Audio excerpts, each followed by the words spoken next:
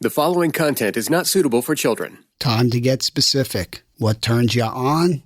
What turns you off? Oof, can hardly wait to hear this. Get ready.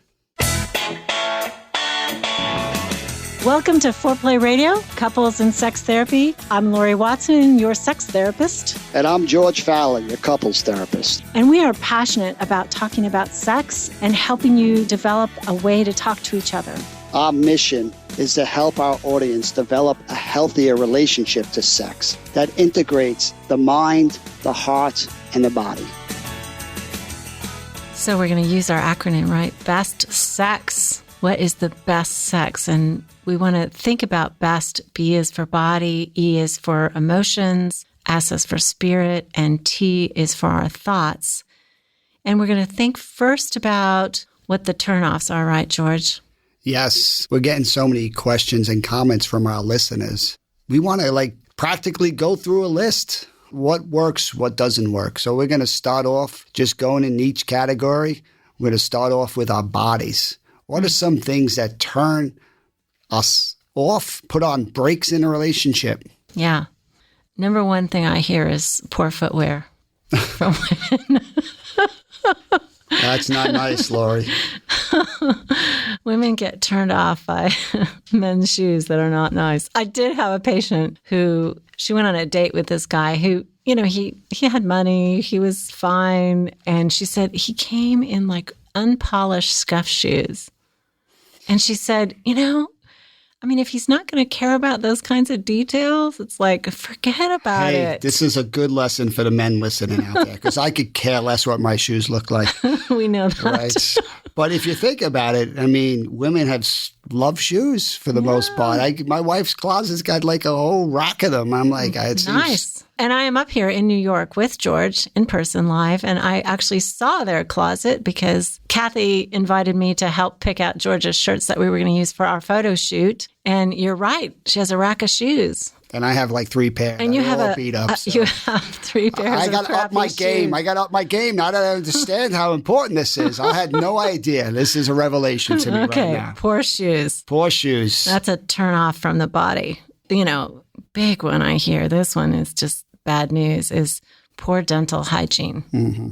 Like a man who has bad breath or doesn't go to the dentist or he has bad teeth and he doesn't do anything about it. Ooh, that one is just killer. Right. We can go through all the 5 senses, right? Mm-hmm. Smell is certainly going to be a turnoff for a lot of people. And certainly, I cannot fight this in women. Women are anxious about smelling bad themselves. Right. So if they don't have a shower, they're just not going to be uninhibited. So I'm like, take the damn shower. Right. Don't fight her on that. Don't waste your time. Just a shower is 5 seconds? Go take a shower. But men, definitely shower outs, gentlemen. Well, visual can be a turnoff too, right? If you want to turn the lights off and your partner wants to kind of see things, and that could be a big turnoff right from that. Right, because we know men don't know where they are without the lights on. Well, this is true. But when you have a bit of you're kissing and you could see something, all of a sudden the lights go off. It's like, wah, wah. Such a bummer. Such a bummer, a turnoff. Right. And maybe we can get into turn-ons and candles and stuff, but just that idea of recognizing what are the breaks. Get curious. What are things that just kind of dampen your desire? Because the more we could identify them and kind of try to remove them, the more emotion, the more energy we have. Mm-hmm. What about taste? Yeah. Something doesn't taste good. Your body doesn't want it. I think sex is an acquired taste. It has its own taste. We have to get comfortable with that. Okay. Right? Kiss your partner on the back of a sweaty neck. Right? Yeah. Salty. That can be hot. Ooh. Or it can maybe not. We're talking about turn-offs, not turn-ons. Yeah. I got off track. She keeps getting back. She wants to get to the turn-ons. Yeah. Exactly. Right? But touch can be a turn-off. The touch is too hard. It's too tickly. It's not asking permission. You're spanking someone's butt. They don't want it. It could be a turn-off. Yeah. So again, just recognizing the body's communicating. If something doesn't feel good, there's a reason it don't feel good. Right. And that's all about attunement, right? If you're touching your partner in ways that consistently turn them off, forget about it. I hear this all the time. It's like I've told them 100 times, don't do this, or I've told her I really like this and she doesn't do it. And so that's a turn off. Mm-hmm. Yeah. I mean, you could think about pulling hair. Some people love their hair pulled. Others don't like their hair pulled. We just can't use the same move over and over again. It's about recognizing the person you're with. There's probably a reason they don't like their hair pulled. Mm-hmm. Right. So I think touch is a big one to look for feedback and not just assume that but to kind of talk about it. And pacing, I think that so many times we're off and misattuned in terms of what we're expecting in bed or what we want in that sexual encounter. And so the pacing is off. Mm-hmm. Maybe he wants it fast and furious and she's not ready. Or maybe she wants it fast and furious sometimes and she never gets that. So, that can be a turnoff too. Yeah. Always slow.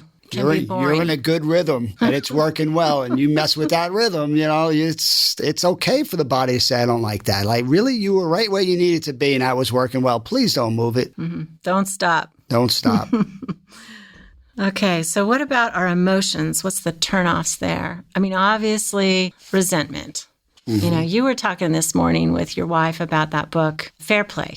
Okay. And so many women talk about they don't want foreplay, they want fair play. They want a partner who shares the load. And that resentment, I say, it's the monster under the bed. Mm-hmm. It's a huge turnoff. If you feel overall that you do more than your partner, that resentment is big. And people can divide up. They can do different tasks. But I think there's a sense of, are we sharing the load with some equality? There's a lot of turnoffs here emotionally. Right, this is where those feelings of rejection, failure, dysfunction, these things put the big brakes on sex. Mm-hmm. So just being able to name them and to be able to talk about that is huge. Because it's hard to be turned on when you got a load of pressure on you. Right. When your body's waiting to be told it's not wanted, it's doing it wrong. Those things just make it hard to let go and be playful and all the things we need for really healthy sex. Mm-hmm. Not going to be terribly erotic if you are waiting to be rejected. Right. Yeah. And I think this one particularly is the one that shuts men down. Men need to be seductive. That's how I think they share testosterone. But if they've been turned down a million times, why risk saying something clever? Why risk initiating in a way that is sexy if all you're going to get is no? They're so afraid of that. It's just, it comes down to, hey, you want to do it? Do you want sex tonight? Right. Which no woman responds to. Do you want sex tonight? It's nasty. So boring. So you get the fear of rejection and then the parts don't work so well. Then you got the fear of performance thrown on top of that. And these fears just mount. Yeah. And the more cumulative they are, the harder it is to want to engage. No pun intended, but you're right. They add up because if you're afraid of being rejected and you're coming into it tentative, there's not enough energy, I think, particularly for men to perform. They need that energy, that excitement. So then his body doesn't do as much as what he wants it to do. Then he's just covered in shame. And she's like, what's wrong with me? Why can't you get excited about me, my body? Forget about it. It's over. It is very helpful to intentionally think about this.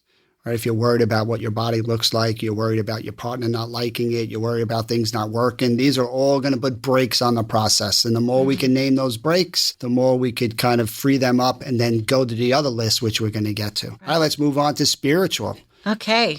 Help me. Not being able to, am I being a good boy or a good girl? Does God like this? Is this, wrong to do? Judgment, right. This where shame kicks in. Those parts can really put on the brakes. Oh, yeah. Messages from our childhood, our faith backgrounds. Right. That, I want to affirm that there are many faith traditions that do support healthy sexuality. Mm-hmm. And then there are others that don't. And all you get is the no, the should and the should nots. Yeah. I read some verses in the Bible. I'm like, damn, God's a sexy thing. The way this is being described, but we don't get a lot of those messages. Let the marriage bed be held undefiled. That's my favorite, and I'm not that religious, but I hold on to that one because I think the message behind it, right, is that what two people are consenting to in their bed is good. Right. And let's get on to the thinking, the erotic mind. What are some of the breaks, the turnoffs of the erotic mind?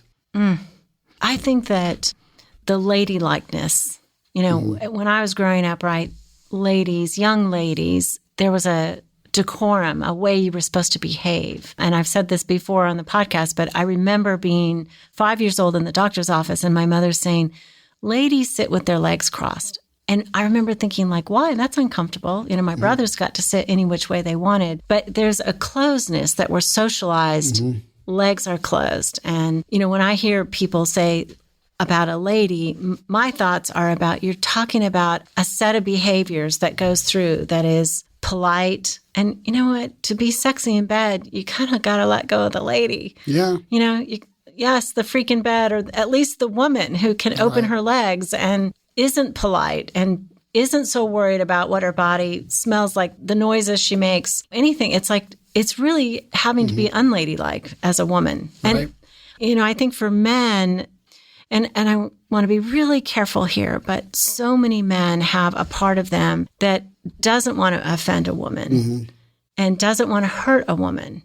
And they really are concerned about being supportive of women and politically correct. But in some ways, they tamp down the sexual part of them and that energy that the sexual experience needs. Right. I had one guy who said, you know, I've got a 16-year-old inside. He's anxious. I got a 22-year-old who wants to respect women. And then I got a caveman. And the first two always outvote the caveman, you know? And his wife was like, could I sleep with the caveman? You know, I mean, that energy, right, can be so unerotic if you're so concerned about decorum every single minute. Well, all of these conditioned habits over time cause us not to develop the erotic mind, right? And not developing the erotic mind, you can't resource it. It will then turn into a break. Right? We miss a chance to kind of use these pieces to pull them into the engagement, right? And worse, it can start bringing up overthinking, right? We start to be anxious. We're going over the list of what needs to happen. We're thinking about the kid's birthday party. I mean, all these other things are filling the mind because we don't know how to let the erotic mind do what it's supposed to do. And it will just kind of stop this process. So, all right. And there's also talking, right? There's nothing like sometimes somebody doesn't stop talking. How was that? Was that good for you? I mean, there's this constant kind of feedback that's not well timed. That also is going to kind of get in the way of that erotic mind. So distract somebody from their own enjoying the sexy moment. Right. And this is not an exhaustive list. This is just our attempt to throw things out there to start a conversation and get you all thinking about what might turn you off, right? And when we come back, let's get to the good stuff.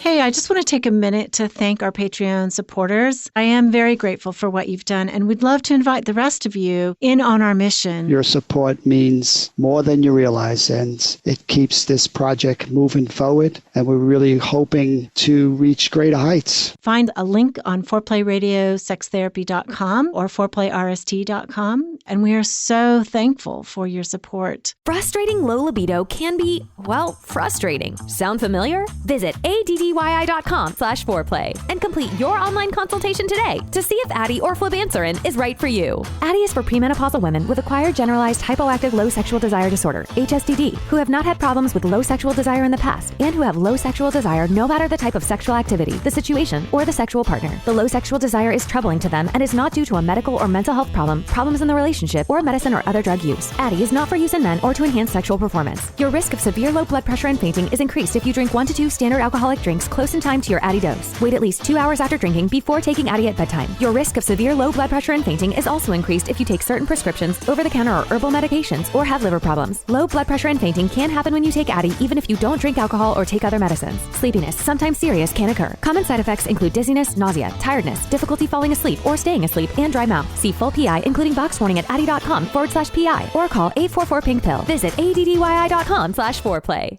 We at Foreplay are excited about Addie, and to help share the love, our listeners can now schedule their Addie consultation for only $10. To see if Addie is right for you, visit addie.com and use the coupon code FOREPLAY at checkout to redeem this offer. That's code FOREPLAY at addyi.com. Lori's been anxiously awaiting for the second half of this podcast. And I'm the only one who cares about turn-ons. Right. She's been jumping at, she wants to talk, jumping at the bit. Let's get to the turn-ons. That's me. And that is me. Pursue energy here. Okay. So let's get started over. Let's get to the body. What are some of the turn-ons? What are the ways to just get us going? Get the game on. Yeah, the body. Nothing like attunement. Somebody who kind of knows you, knows how to touch you, does that well. That is hot stuff. Yeah.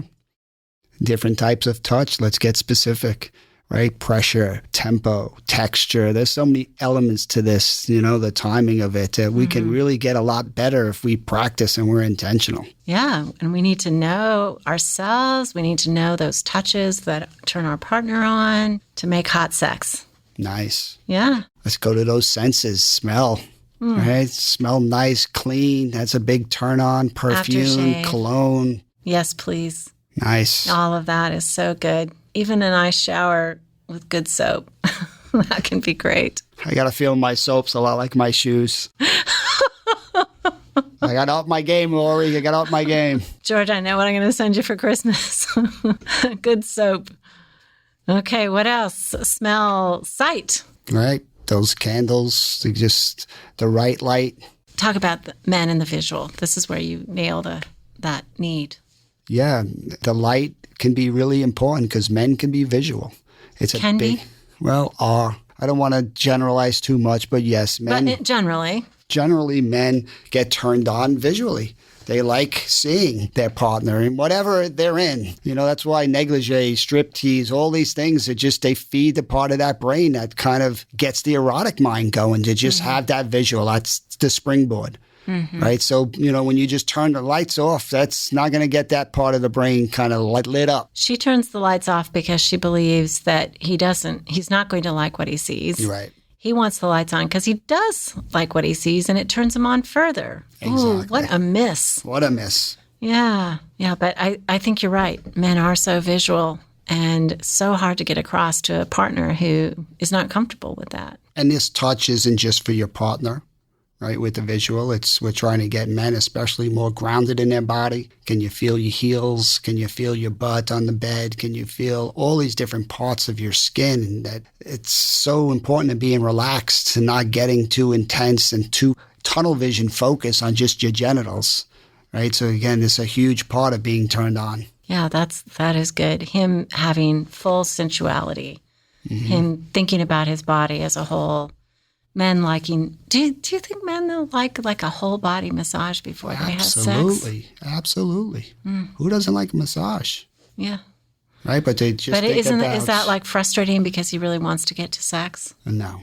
You want to scratch my back and rub my head. These different parts of touch are so important to relaxing. And sometimes you want a quickie and I don't want it, but other times it's all about timing. It's all about timing. But we can see this as a big area of the body of getting people more intentional about bringing their whole body in, bringing in smells, taste, sight. There's so many things here that can hit that gas pedal and really accelerate the process. Yeah. All right, let's get into the emotional, the heart. The heart. I think we want to have sex with people we feel connected to, right? I mean, that's what the research shows. It's like, it's better if there's something happening with that person. Maybe that's just me, but I mean, I know there are a lot of people out there in the world having hookups with people that they don't feel connected to. I think for women, though, there's a fantasy that there's going to be a connection. I think that's what my women patients tell me. I mean, I know there are women that just do hookups, and that's okay. But a lot of them are fantasizing this is the beginning of a relationship. Right. And again, men need this part big time. It don't get appreciated enough. So that afterglow period, that wanting to cuddle, it's all about that emotional bond. And how do we just make that more explicit throughout the process? Right. I remember this scene from a movie that the guy, they had hot sex, and afterwards, he's kind of lying there and he starts reminiscing and talking, and just, you could see, she turns and looks at him and he opens up. It's very emotional for him. The sex was sort of the the keyhole into this place of his emotions and his heart. And I remember thinking it was a really hot scene. Not the sex, Yeah, but the emotional connection afterwards was really hot. Showing interest, right? This isn't just in a bedroom, right? Before the bedroom, this really looking in each other's eyes. I want to see the green brains that are feeling kind of fun and excited and playful. I mean, to get there, we have to feel safe, right? And the things that we can do that set us up for that, that's just going to make this process better. We do have to feel safe. I also think eroticism is also about taking risks. You know, that sometimes to make it hot sex, it isn't just a starting place of safety. You know, that we have to challenge ourselves to do the thing that maybe feels a little vulnerable. I mean, don't you think? The best lovers, because they feel safe, they can take risks. It's easy to risk when you're feeling safe with somebody. You're not going to be rejected, right? You're going to still be accepted. So yes, it's a big part of good sex is to not know, to bring different things in, to keep growing and stretching. That's what the best lovers do, right? They take risks and they're vulnerable. I like that. Okay, what about spiritual connection? Yeah, I think when you have a healthy image of God, and that's about connection and it's about having fun, and it's something that you're grateful for, that you have a body and a mind and a heart that can do these things. Like it can feel like worship, like God's kind of happy that you're in this place. I mean, that's frees you up from all those breaks and actually brings in this other sense. You know, great love is described feeling a sense of transcendence, part of being something bigger than themselves. It's about as spiritual as we can feel in those moments of ecstasy when we're kind of super connected. So like just making that explicit and being like, wow, man, it's good to be alive. Thank you, God. Yeah, just the gratitude, you know, for having a body that can love. I mean, that's amazing. And I love that you're talking about the idea of a sex positive God, you know, because so many people grow up believing God is frowning on them for masturbating or being sexual in some way or judging them. And they don't feel the message of, hey, you know, if you believe in God and you believe God made your body and all things are good in your body, I mean, that's a powerful message. Your body is made for pleasure.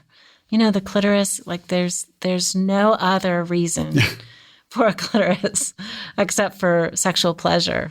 Like if you believe in creation, you really got to believe in female orgasm. I hear you. We need to hear more of those healthy spiritual messages, right? We got a lot of brakes in this department, but not a lot of gas pedals. And then why not develop that? Why not feel like, you know, this is loving well? If God is love, well, God is here, right? And how do we find God in these events? Yep. And I probably want to expand the idea of spirituality to include, like you were just about to say, the transcendence of merger. You know, when you are together with somebody, your bodies, I mean, I really think there is very little in life that beats intercourse. I mean, it is so merging. To become one. To become one. I Yep. mean, it's an incredible experience. And technicalities aside on whether or not you orgasm that way, just intercourse is freaking amazing. I mean, it's so intimate, so beautiful. To me, I mean, it's still wonderful. Let's finish off this turn-ons. Let's get to the thinking erotic mind. Lori, what do you think? I think that cultivating a life of thoughts that are sexy is really important. I recently shared with some girlfriends about all our sexy thoughts, and we've known each other for a really long time. And you know, what we thought about when we were kids compared to what we think about now has grown and developed. And I think what was so neat was to hear women who are very alive sexually, you know, very erotic, like had continued their growth. Their heyday was not when they were in their 20s. It was like they were sexier now. They thought more now deeply and allowed themselves sort of mind freedom to be erotic. You know, sex starts in the brain and it ends in the brain. I'm probably not going to be wildly attractive when I'm 80, and I hope my husband still thinks my brain is very sexy. I love it. It's an area that we all need more practice with. right? That erotic brain, there is no limitations to it. It's got such beautiful freedom. And if we could remove some of the brakes to it and really go on an exploration, it's an endless, fun exploration. It is. It is. And so I think, allowing ourselves to think, to plan, to be creative, like what would be the next encounter that would be a great turn on. I mean, that's a way to fantasize about your partner, about the possibilities, about making it hot and spicy and sexy. I mean, this whole using episode, using B.E.S.T, is trying to get your mind to be more intentional. It's trying to give you more tactics, trying to get you to be more practical in applying this stuff. So you all have your homework assignment. Yeah, and let's make it explicit. I think that they should write out the acronym B.E.S.T, body, emotions, spiritual, and thoughts, and write down their own turn-offs and their own turn-ons and share together on Friday night. This comes out on Friday morning. So tonight when you hear this is your date night. I want you to share best turn-offs and best turn-ons. And if you don't do it, you're in trouble with Dr. Lori. Thanks for go listening. do it. Thanks Keep it for hot. listening. Keep it hot. Call in your questions to the 4Play question voicemail. Dial 833-MY-4Play. That's 833-MY-4-PLAY. And we'll use the questions for our mailbag episodes. All content is for entertainment purposes only and should not be considered as a substitute for therapy by a licensed clinician or as medical advice from a doctor. This podcast is copyrighted by 4Play Media.